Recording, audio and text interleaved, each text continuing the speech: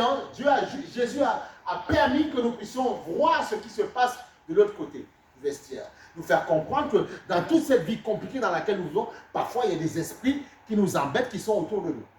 Mais ça ne veut pas dire qu'il ne faut pas avoir la crainte de Dieu. Et beaucoup veulent s'attaquer aux démons sans la crainte de Dieu. Ce n'est pas bon de faire ça. Ça va t'amener des problèmes. C'est pour ça que pour certains, ça a été pire qu'avant, parce qu'ils ont voulu s'attaquer aux esprits, mais n'ont pas voulu se soumettre à Dieu avant. Et du coup, ils n'ont pas eu les ressources nécessaires pour combattre à nouveau. Ils ont été cloués par terre. Il y en a plein comme ça qui ont abandonné le Seigneur. Parce qu'ils ont voulu faire au nom de Jésus très rapidement. Mais sans comprendre qu'au nom de Jésus, avec la crainte de Dieu, ça marche. Mais au nom de Jésus, sans la crainte de Dieu, ça ne marche pas. Voilà pourquoi quand nous envoyons des slogans, nous sommes plus que vainqueurs, nous tabassons, nous chicotons les démons. Oui, nous faisons ça. Mais surtout, n'oubliez pas que ceux qui vous disent ça, la plupart, certains font l'effort de s'humilier d'abord devant le Seigneur.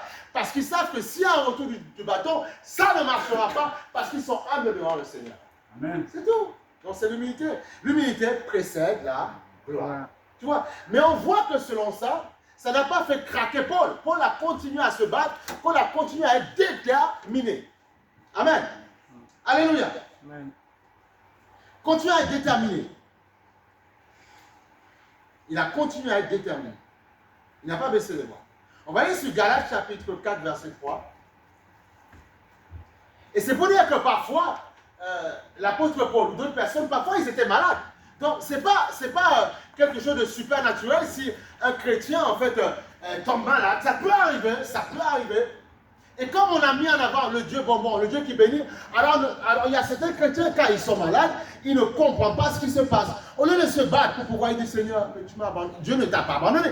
Dieu t'a dit que ce n'est qu'un moment et tu auras forcément tôt ou tard la victoire. Mais tu ne dois juste pas baisser et tu auras la victoire. C'est ce que Dieu dit. Mais on craque parce que quoi? Non, on n'a pas à craquer. Non, mais Seigneur, j'ai tellement fait d'efforts. Tellement fait d'efforts. Oui, mais j'ai tellement fait d'efforts, Seigneur. Puis si tu ne me bénis pas, c'est que tu n'es pas avec moi. Il est avec toi, mais il veut simplement sortir quelque chose de ton cœur. Eh oui. Galates chapitre 4, verset 13. Et c'est Paul qui dit ça. On voit le Paul qui avait une écharpe. D'autres disent que c'était une maladie ou bien voilà, une douleur qu'on lui a flanqué. Tu vois, la preuve même, Jacob avait une écharpe. Puisque Jacob a combattu avec l'ange, et j'ai combattu quand il est paf, tu vois, et Jacob, tu vois, c'était quelqu'un qui boitait un peu, tu vois, parce que suite à ce combat-là, Dieu aurait pu enlever, Dieu a dit non, c'est comme ça que tu seras toute ta vie. Mais Jacob a réussi sa vie, il avait tous les biens, il avait tout ce que tu voulais, mais, tu vois, il boitillait un peu. Voilà. Hey, c'est ça. Tu vois. Alors, donc, Galates chapitre 4,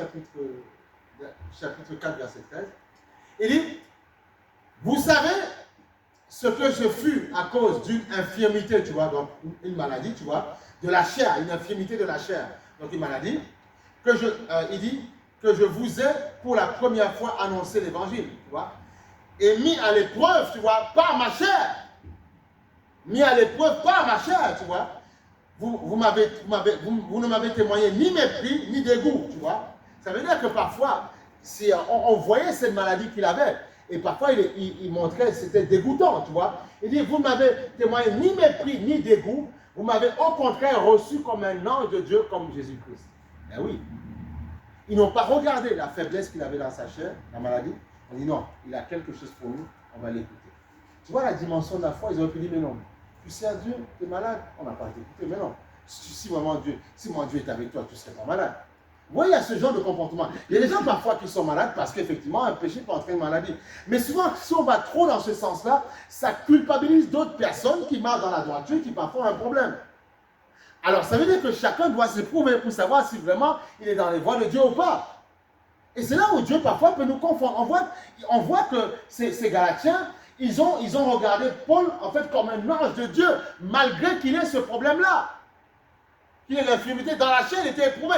Et ça se voyait. Ils n'ont pas été dégoûtés. Ce n'était pas caché, ça se voyait. Tu vois? Aujourd'hui, un pasteur viendrait avec une béquille dans une église. Oh, mais Dieu n'est pas vivant. Mais oui, mais si Dieu permet que voilà, il boite, il a une béquille. Mais c'est pas parce que j'ai vu, il y a très longtemps, quand j'avais reçu le Seigneur, il y avait des frères et sœurs qui faisaient un journal et tout ça. Il y avait un témoin d'un frère, un pasteur qui était en Suisse, tu vois. Et pendant un moment donné, il avait, je crois, fait un accident de voiture. Et puis, Il était infirme. Il était avec fauteuil roulant. Fauteuil roulant, tu vois. Et un jour, comme ça, et ils ont prié, mais rien, Dieu ne fait rien. Et pendant la prédication, au bout d'un moment, pendant la prédication, et puis en fait, il a commencé à prêcher, et après il s'est levé, il marchait pendant toute la salle. Il a ça à crier, abondé, tu vois. Eh oui, parce que Dieu fait ce qu'il veut en fait. Et donc, si les bien-aimés n'étaient pas spirituels, il dit non, le pasteur, il est en fauteuil roulant, il est en béquille, Dieu l'a abandonné. Mais non, puisqu'après, Dieu a fait, c'est de faire des puissances. Et là, ça, ce jour-là où le pasteur s'est levé, il y a eu des guérisons terribles dans l'église, tu vois. Dieu fait ce qu'il veut. Il faut accepter ça. Amen. Il faut accepter ça. Il fait comme il veut. Pendant le Covid, parfois, il y a des patients qui ont été attaqués par le Covid, qui sont à l'hôpital. Ils sont passés, ils ont frôlé la mort. Aujourd'hui, certains sont debout. Quoi? Ça veut dire quoi? Qu'ils n'avaient pas d'onction? On tient debout juste parce que Dieu veut qu'on tienne debout. Mais ce n'est pas parce qu'on est meilleur. Non! Voilà pourquoi on doit vraiment avoir cette dose d'humilité-là. Eh oui, bien aimé, c'est très important. Alléluia. C'est très important. L'humilité précède la gloire. Donc, tout ça pour te dire que parfois, ça peut arriver qu'on ne voie pas les résultats se faire dans notre vie. Parfois, on demande des choses, on ne voit pas la chose arriver. Mais ça ne veut pas dire que Dieu est loin de nous. Ça ne veut pas dire que Dieu nous a abandonnés. C'est que juste qu'il veut juste nous éprouver. Il veut voir ce qui est dans nos cœurs. Eh oui. Donc, tu vois, ils n'ont pas été dégoûtés. Et si maintenant on va sur Deutéronome, chapitre... non, 2 Chroniques, chapitre 32, verset 31. C'est très important. Ce matin, j'essaie d'équilibrer la foi dans ton cœur. Te faire comprendre que oui, Dieu est un Dieu de bénédiction qui fait toutes choses, mais c'est comme un père. Un père ne donne pas tout ce qu'il veut à ses enfants. À un moment donné, parfois, il va gérer. Et parfois, il va donner 2 ans plus tard. Parce qu'il va peut-être se dire qu'il n'est pas assez mature pour recevoir telle ou telle chose. Voilà. Vous, quand vous serez parent, vous allez voir que vous allez faire la même chose. Parce que vous n'êtes pas encore dans le système de pensée d'un parent. Un enfant, il ne comprend pas. Mais une fois qu'il devient parent, il se dit, ah, la responsabilité commence à venir en toi et tu comprends qu'il faut agir comme ça pour le bien de ton fils ou ta fille. Ah oui. Sinon, parfois, tu peux le perdre. 2 Chroniques, chapitre 32, verset 31. Ah oui. Moi, parfois, je dis à ma mère, merci. Oui. Parfois, elle était carrée. Est-ce qu'elle a dit la même chose? Parfois, je regarde avec elle. T'es carré. Elle était dur parfois avec moi, tu vois, mon frère. Mais je dis, maman, merci. Parce que tu vois, il y a parfois mes collègues, tu vois, mes amis, certains sont morts, décédés. Certains ont fini à l'alcool, tu vois. Certains, ben voilà, certains ont, la vie c'est compliqué, tu vois. Eh oui, parfois je lui dis merci. Eh oui, c'est comme ça. Eh oui. Eh oui, alléluia, tu vois. J'aurais pu dire, ouais, comme, il faut pas, les enfants, c'est pour les jeunes. Il ne faut pas haïr vos parents. Bénissez Dieu. Parfois, ils peuvent paraître durs, mais bénissez Dieu. C'est pour votre bien. Pour votre bien. Je dis merci. Et parfois, je suis toujours, quand il a besoin, je suis là. Je l'aide, tout ça. Mais tu vois, je n'ai pas gardé de haine dans mon cœur. Au contraire, j'ai compris tôt ou tard que c'était pour mon bien. Amen. Ah, c'était pour mon bien. C'était pour mon bien. Parfois, quand je devais continuer à faire mes devoirs, quand les potes venaient me chercher pour aller faire un foot, il dit Albert, magne-toi, viens. Albert, il ne va pas se manier. Il finit ses devoirs avant. Ouh, la honte. Mais c'est comme ça, je ne suis pas mort. Amen, ben oui. Amen. Je ne suis pas mort et je bénissais Dieu. Je finissais mes devoirs et après j'allais. Parfois, ils avaient fini de jouer au foot, mais tant pis, voilà.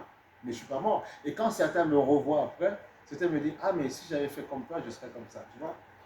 Ça fait naître en eux parfois une jalousie, mais je me rends compte que, heureusement, que ma mère parfois a été dure. Ah oui. Ah oui, c'est ça. Ah oui, oui, oui. Ah oui. Mais c'est comme ça. Ah oui. Amen. Tu vois, il dit, dans 2 Chroniques, chapitre 32, verset 31, il dit, cependant, lorsque c'est le roi Ézéchias, lorsque les chefs de Babylone envoyèrent des messagers auprès de lui pour s'informer du prodige, tu vois, qui avait eu lieu, tu vois, dans le pays, Dieu l'abandonna, tu vois, pour l'éprouver, tu vois, afin de connaître tout ce qui était dans son cœur. Dieu l'éprouva. Dieu lui fit passer un baccalauréat, un BTS, une maîtrise, un CAPES, un CAP, un BP, tout ce que tu veux. Donc Dieu l'éprouva. Donc l'épreuve du bac, l'épreuve du BT, ce sont des épreuves. Mais tu sais qu'après l'épreuve, tu seras bien, tu seras heureux, tu seras épanoui, tu gagneras bien ta vie. Alléluia. Amen, amen. Pour certains enfants, ils pourront même acheter une maison à leurs parents. Amen. C'est ça. Parce qu'ils sont puissamment bénis. Non mais, Amen. par contre, ne raquettez pas les enfants. Faut pas les raqueter, il faut pas les raqueter. Il y a des parents qui ont du raquette. Hein. L'enfant, il fait ce qu'il veut avec amour. Il y en a, il raquette. Avec son argent. Alléluia, bon, c'est pour la plaisanterie. Voilà. Donc tu vois, il dit, Dieu l'abandonna, tu vois, pour l'éprouver afin de connaître tout ce qui était dans son cœur. Okay? L'éprouver. C'est normal, parfois tu peux avoir un petit pécule dans tes poches qui rentre déjà. Tu dis, bon, mais papa, moi ça je vais prendre, ça je vais l'acheter.